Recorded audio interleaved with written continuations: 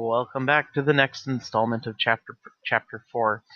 This is Section 3, and this one we're going to be using matrices to transform geometric figures. And there may be times in here where you might be thinking, like, why do we have to use matrices for this? I could probably do this without using matrices, and that may be true. But when you get really, really big, complex geometric figures, matrices help.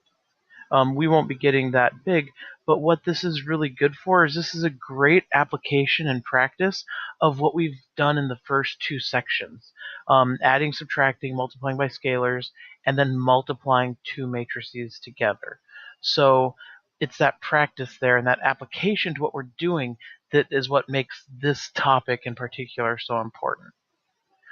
So our learning target for today, because we only do have one, is I can use matrices to transform a plane figure. Yep, plane just means it's just two-dimensional. We don't have to worry about third dimension. And we're going to be doing transformations. And so, how do we even put a geometric figure into a matrix? What is that? So let's start out with a geometric figure. I picked a random quadrilateral. And so we have points A, B, C, and D. And we can see where the points are at. A is at 1, 3, B is at 2, 5, C is at 5, 2, and D is at 3, 2. And now to put this into a matrix, we're just going to make a matrix. It's going to be a 2 by 4. It's 2 because we're in 2 dimensions. We only have 2 coordinates. And 4 because we have 4 points. If I had a triangle, it would be 2 by 3. If I had an octagon, it would be a 2 by 8. And so, when we do that, we're just going to put the x's in the top row and the y's in the bottom row. So that's all it is. And notice here we keep them in order. We have the point 1, 3. That's here. 2, 5, 5, 2, and 3, 2. I've seen a couple people just put them in numerical order, mixing them all up. That's not good. I started with A because I have A. You don't need to start with A. You could start anywhere you want, and you could go around either direction. But just like with naming geometric figures, once you pick a starting point and a direction, follow that way. Like we wouldn't want to go A, B, D, C. That would be silly. So we have them in our matrix, and then my matrix was labeled P because I labeled the quadrilateral P. Why would I label a quadrilateral P? Because it's a polygon. So you can use that for any of them. So what are we going to do with this? We're going to do some translations. Now remember, with translations, we're just going to add and subtract to move it left, right, up, and down. And when we do that, we're not going to change the shape at all. We're not going to change the size. We're just going to literally move it to another piece of the graph. So you could like cut it out with scissors and glue it somewhere else on the graph. And so to do that, we're going to add a matrix of appropriate size. You have to be able to add it. Our matrix is going to be 2 by 4. And then the horizontal translation is going to be in the top row. The vertical translation is going to be in the bottom row. You might be thinking, well, we're only doing one thing horizontally and one thing vertically. True. You're just going to put it all in the top row. So if we want to move P 3 units right and 2 down, the top row is going to have 3s, and the bottom row is going to have -2s. We just have to make it the right size. So we have our matrix plus the addition matrix, the translation matrix. See, the top is all 3s, the bottom's all -2s. When we add these together, we have 1 plus 3 is 4, 2 plus 3 is 5, 5 plus 3 is 8, 3 plus 3 is 6. And then 3 minus 2 is 1, 5 minus 2 is 3, 2 minus 2 and 2 minus 2 are both 0. And so that's our new P, the P prime. And you could graph these points and see that, hey, we just moved this 3 units over and 2 units down. And so that's all there is to translations. We're going to be adding and subtracting. And when you make the matrix, it's the top row is what you're doing to the x, the bottom row is what you're doing to the y.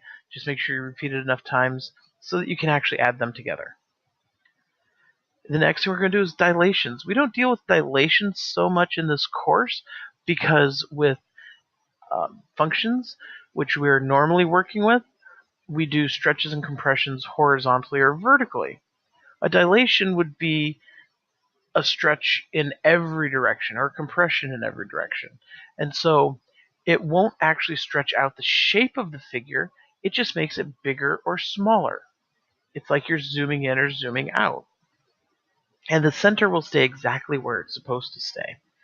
And so to do a dilation, we just multiply by a scalar. That's all that happens. And so if we want to dilate P by 3, we're going to make it 3 times as big. We're just going to multiply by 3. So 3 times our matrix. And just distribute it through. And so P prime is going to be 3, 6, 15, 9, 9, 15, 6, 6. And that's going to make it bigger. And let's see, new page, let's get our graph up there, our points, and our matrix. So next thing we're going to look at is reflections. And so for a reflection, we're going to have horizontal and vertical, and we're going to multiply by a reflection matrix. And so what is a reflection matrix? A reflection matrix is going to look very similar to an identity matrix. It's going to keep the numbers the same, except we need to change the sign on either the x's or the y's. So if we're doing a horizontal reflection, which would be a reflection across the y-axis, we are going to change the x values to become negative. And so it's going to be an identity matrix, but the x1 is going to be a negative 1, and the x1 will be the one in the x row. For vertical, that would be across the x-axis. It's going to be the same thing, except the other one is going to be negative. And these will always be 2 by 2 when you're working in 2 dimensions. If we were working in 3 dimensions, we'd need a 3 by 3. And so, how this works, we're going to have our P prime is going to be the reflection matrix times the P matrix. So horizontal, it's going to be negative 1, 0, 0, 1 times our matrix. Now, why would we multiply it in front and not in back? Because you can't multiply it to the back. This is a 2 by 4. We'd have to multiply a 4 by 4, and that's not something that we want to do. So we multiply the 2 by 2 to the front. And so when we multiply this, we'll have negative 1 times 1 plus 0. Negative 1 times 2 plus 0. Negative 1 times 5 plus 0. Negative 1 times 3 plus 0.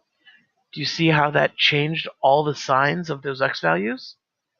And then the y values would be 0 plus 3, 0 plus 5, 0 plus 2, and 0 plus 2. It stays exactly the same, just like when we multiply an identity matrix to it. And so, changes the signs of the top row, leaves the bottom the same. If we were going to do a vertical reflection across the x-axis, same deal, except we'll use this one, which will keep the top row the same, but it'll make the bottom row negative. And so we get P prime equals the top row is the same, the bottom row is negative 3, negative 5, negative 2, negative 2. And so those are reflections. We're just changing the sign of either the x value or the y value. The last one we have is one that we don't deal with functions. And if you saw this happen with functions, you would thank me profusely. But that would be a rotation. And with a rotation, we're going to multiply by a rotation matrix. What's a rotation matrix? A rotation matrix is going to be similar to these, only backwards. It's like exactly the same, only completely different. And so if we have not horizontal and vertical, we're going to rotate either 90 degrees counterclockwise or 90 degrees clockwise. Counterclockwise, I say it's exactly the same but different. That's because the ones are going to be in the not major main diagonal, and the main diagonal is going to be zeros. So the ones and the zeros change places. And counterclockwise, we're going to have a -1 up here. And what this matrix will do, first of all, if we didn't have the negative, if it was just 0, 1, 1, 0, what it does is it switches the x's and the y's. So instead of 1, 3, it would be 3, 1. 2, 5 would be 5, 2. It just switches the x's and the y's. This one takes that y value, which is the new x value, and makes it negative. So it takes it from this quadrant, switches it over to a negative x, puts in the second quadrant. And then 90 degrees clockwise is the same thing, only the negative's down here. Because it'll take the x value, which becomes the new y value, and make it negative, which would move it clockwise this way. Now, the hardest part about this is remembering which is which. These guys, it's pretty easy to remember which is which. But these ones, it's tough. I don't know. There's lots of different ways. You can look at the vertical reflection. If we move it counterclockwise, it becomes this one. If we move it clockwise, it becomes this one. That's one way of doing it. I don't know. There's a bunch, and ways don't work for the same for different people, so you're just going to have to figure that one out.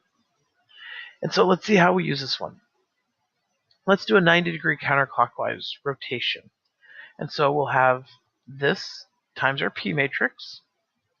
When we multiply, it'll be 0 plus -3, 0 plus -5, 0 plus -2, 0 plus -2. Do you see how that the bottom row moved up to the top row and became negative? The y's became x's and became negative. And then the x's, or the second row, 1 times 1 plus 0, 2 plus 0, 3, 5 plus 0, and 3 plus 0. It just moves the top row straight down. Ooh, that's not a 25. This should be a 5. Ignore that 2. That 2 isn't there. So, nope, the 2 is there. The 5 isn't there. Yes, because it should be 1, 2, 5, 3. There we go. So ignore the 5. And so it brought the bottom row to the top row, made it negative, and just took the top row to the bottom row. So it switches the x and the y's, and it made the old y new x's negative, which does rotate it about the origin. That's important. It doesn't just rotate it about the center of the shape, it rotates it about the origin itself. And so that was the last transformation that we're doing. We have translations, dilations, reflections, and rotations. Dilations are the only ones that make it bigger. The rest of them keep the shape, only it moves it around on the board or the graph. And we're practicing adding, subtracting, multiplying by scalars, and then multiplying matrices. And so that's the extent of this topic. It's not that tough, but it does use what we've been working on. So we'll have fun with it. I'll see you next time, and until then, happy mathing.